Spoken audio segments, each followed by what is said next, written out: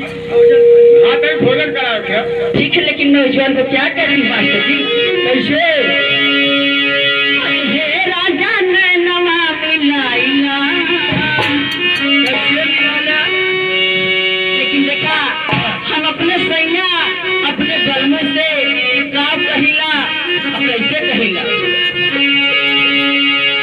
एक दिया तो अपने सैया जी के पूछे तो का, तो हमारे सैया जी ये नौटंकी फैंस वाले हैं,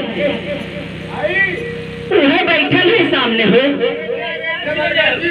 चुने के। ए दीदी मत पूछा बेचारा का कितना मन्नत है, कितना व्रत लेने तो हमारे निकल हमारे ठीक है, तो सब सामान बचाएंगे एकदम से।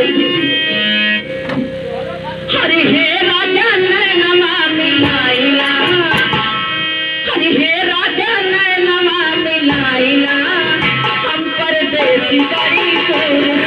हे राजा नैनवा मिलाइला, हम परदेसी गरीब से। हे राजा नैनवा मिलाइला,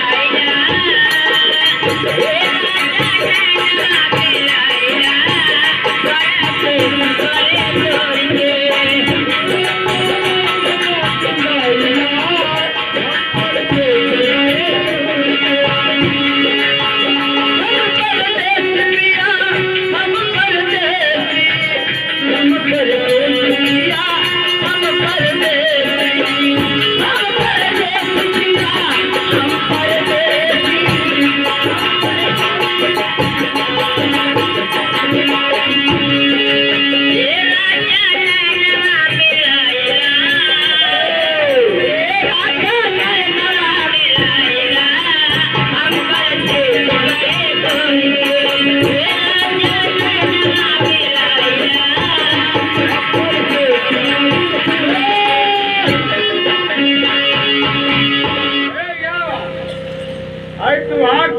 राजेंद्र जी आ जा पहचानत जाओ ना, 1,000 रुपये का पुरस्कार आया है। पर धन्यवाद तुम कुछ नहीं देते कर, तो पुरान मणिकार हमारा